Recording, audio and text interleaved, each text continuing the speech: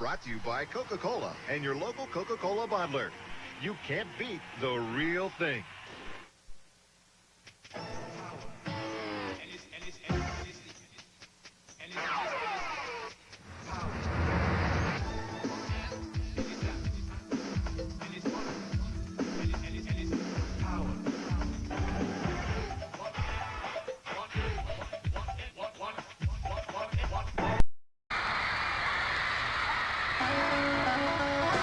Joint was a rock, going round and round, yeah, reeling and rocking. Prior to the Rolling Stones' May 1965 performance at the Swing Auditorium in San Bernardino, a number of backstage snapshots were taken. In these two photos, Steve Hoard, lead singer for IE band The Bush, can be seen standing next to Stones members Mick Jagger and Bill Wyman. Another extraordinary backstage snapshot was taken just before the curtain arose on the Rolling Stones' May 1965 appearance at the Swing Auditorium. 9 of the 10 individuals seen in this photo have been identified. On the extreme left is KMEN DJ Bill Watson preparing to introduce the Rolling Stones. With his back to the camera is guitarist Keith Richards. Next is singer Mick Jagger. Seated is drummer Charlie Watts. Unseen behind Watts is guitarist Brian Jones. Panning to the right half of the photo, the next individuals seen are Earl Tiny Wilson of the International Alliance of Theatrical Stage Employees Union and bassist Bill Wyman. Overseeing the setup is Rolling Stones road manager Ian Stewart. By the curtain is another IATSE union member, Tom New. On the extreme right is an unidentified female. In 1962, Ian Stewart was one of the founding members of the Rolling Stones, playing keyboards and percussion. By May 1963, he was out of the group because Stones manager Andrew Loog Oldham allegedly felt that Stewart did not fit the image of the band. He was older, had shorter hair, and had a rather burly appearance. However, he was allowed to stay on as road manager for the Stones. He also was to play keyboards in the studio and occasionally on tour for the next 2 decades, until he passed away in 1985.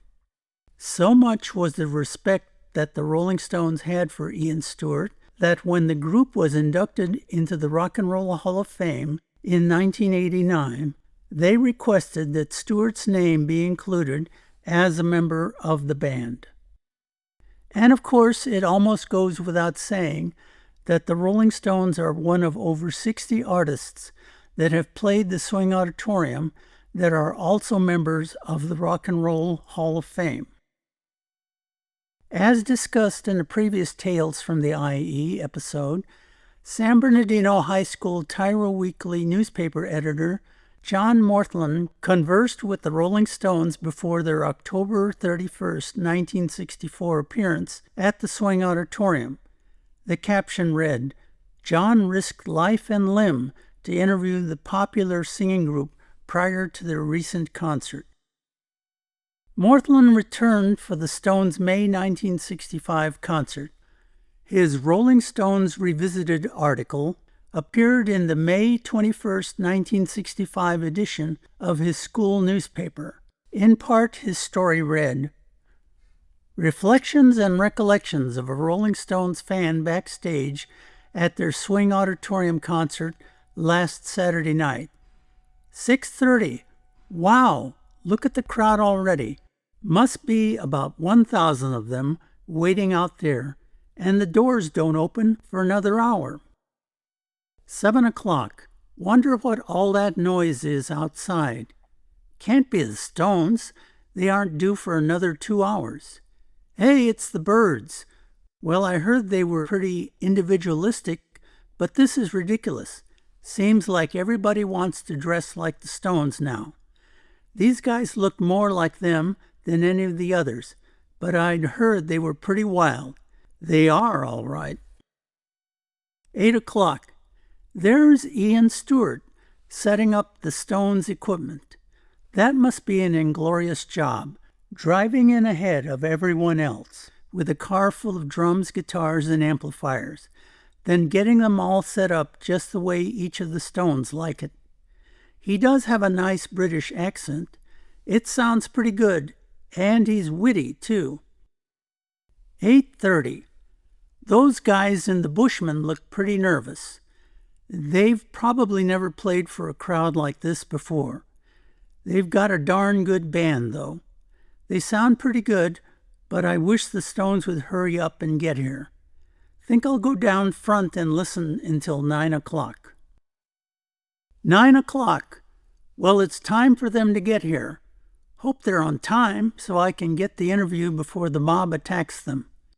Even the 3 local bands are getting an awful good reaction from the crowd.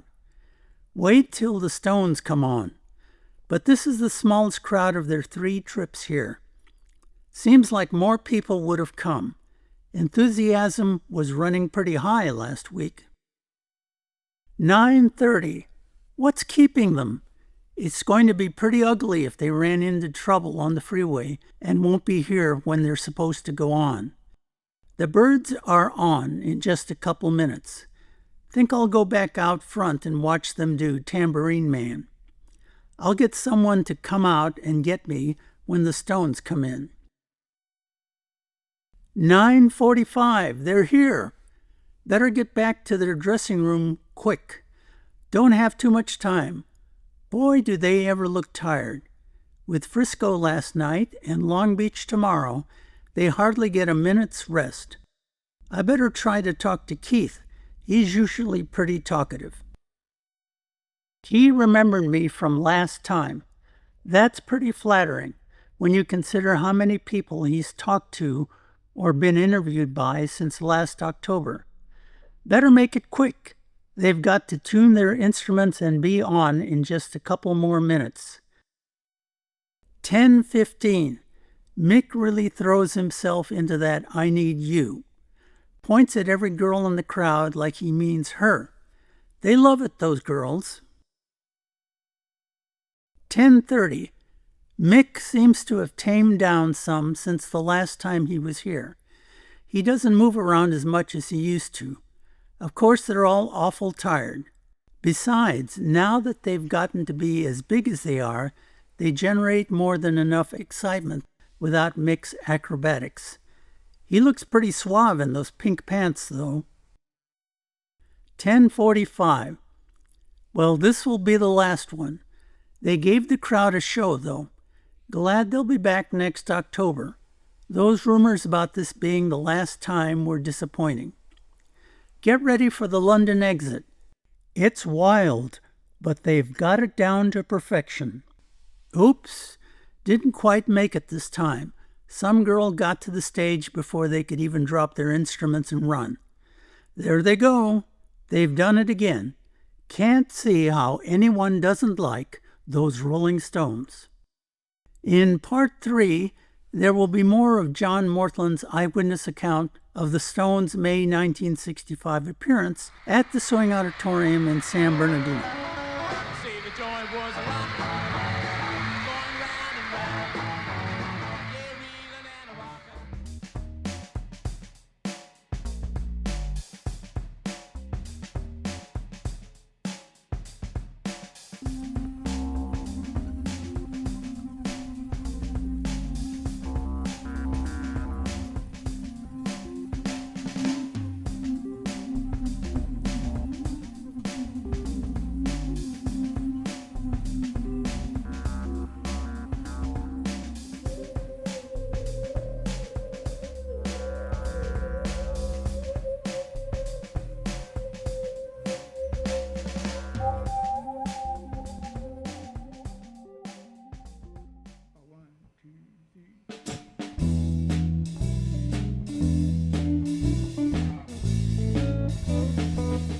Baby, how can it be?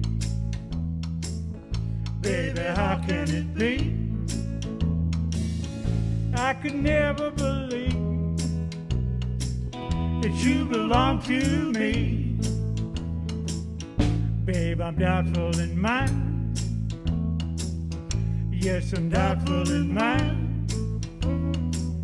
I can't believe you're a sign just to be all mine. Now listen, baby, I tell you what I'll do. Buy you graphonola and a radio too. I'll keep you happy, keep you always in mind. If you will come and just be mine, baby, how can it be? Baby, how can it be? I could never believe that you belong to me. Go on, Billy.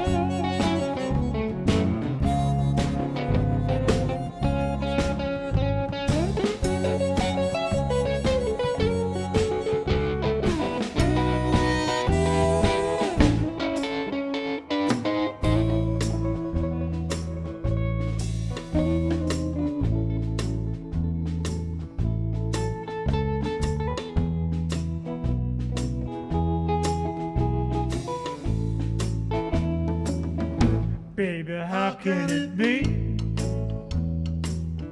Baby, how can it be? I could never believe that you belong to me. Yes, I'm doubtful in mind. Yes, I'm doubtful in mind. I can't believe you're a sign just to be all mine. Now listen, baby, my love is like a love vine, growing and squeezing all of the time. I'll keep you happy, keep you always in mind. If you will come and just be mine, baby, how can it be? Baby, how can it be? I could never believe that you belong to me. No, I could never believe that you belong to me.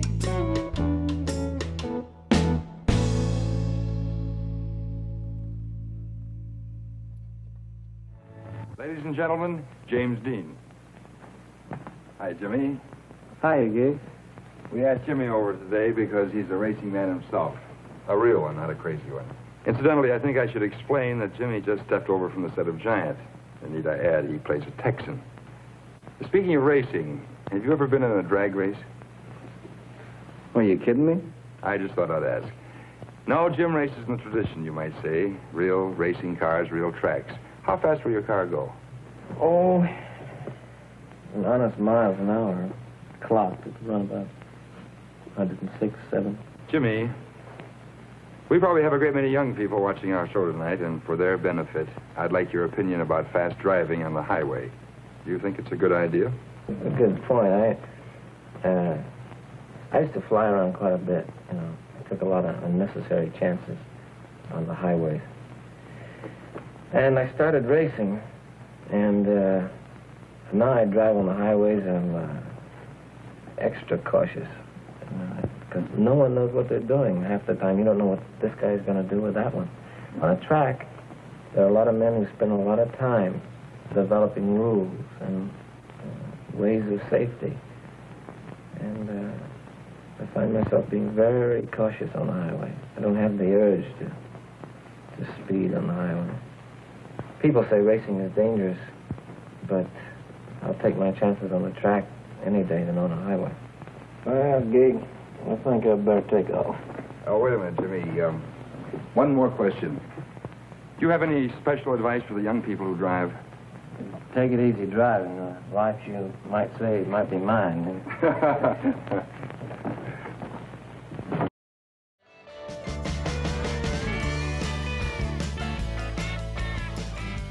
Welcome back to Me, My Shelf, and I.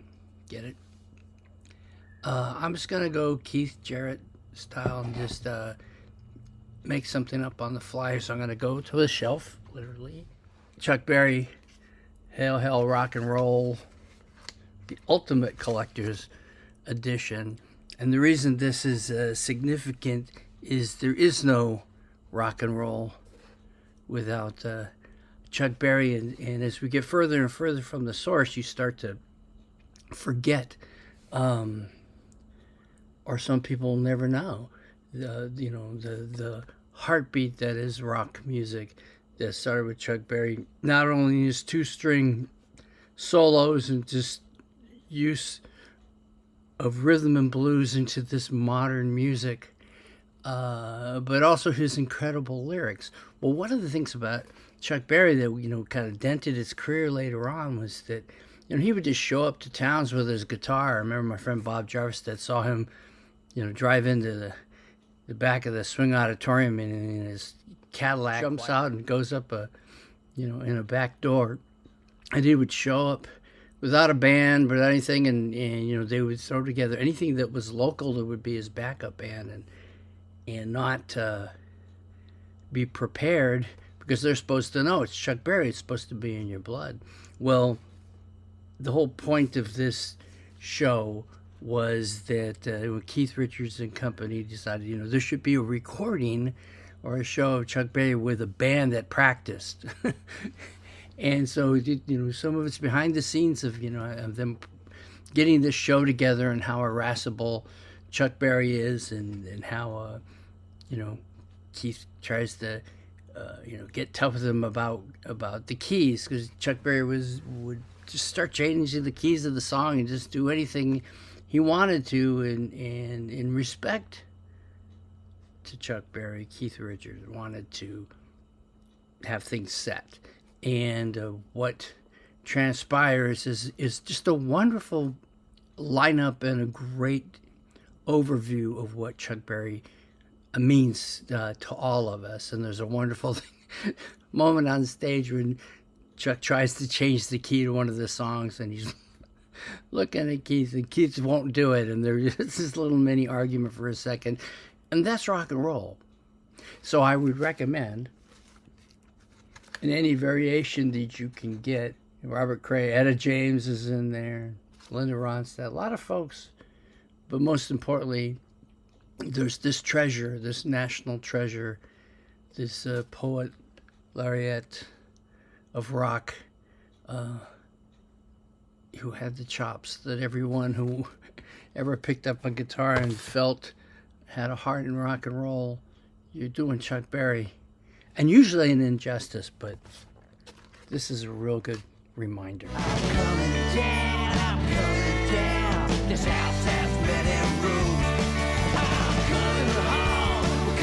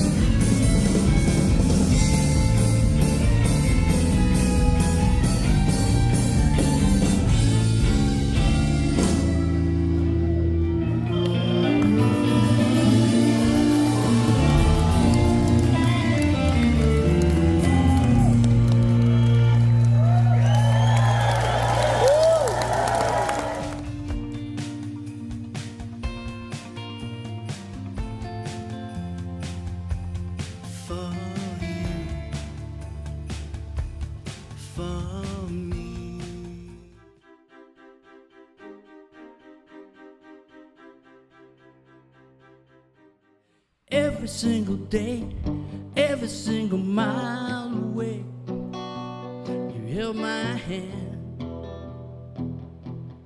thinking I'd understand. Every single time, every thought went through my mind. You held my hand,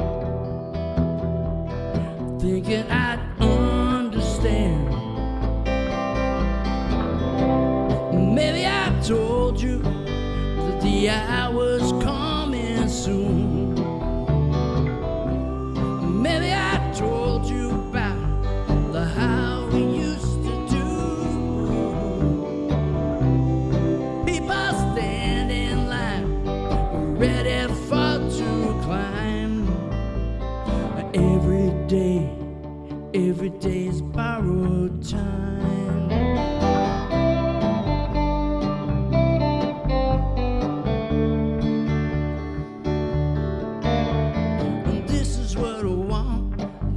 What I really need. I'm coming down clean. I need to hold on to me. And this is what you said. This is what you really said. Darling, see the light. There's always some sad in life. Maybe I told you that the hour's coming soon. Maybe I told you about the how we used to do. People stand in line, waiting for to climb. Every day's borrowed time.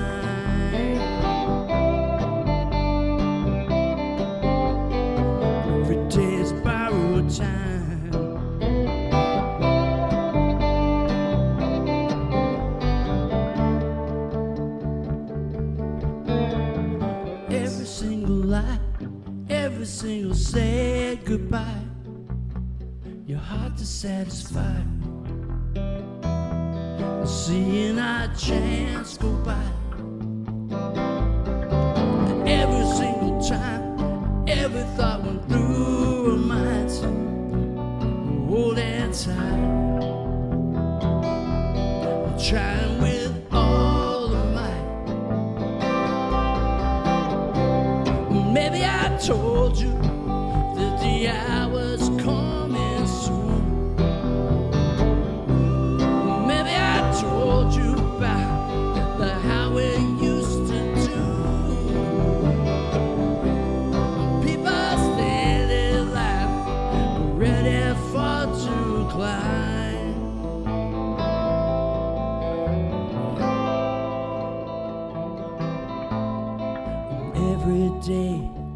Every day's borrowed time.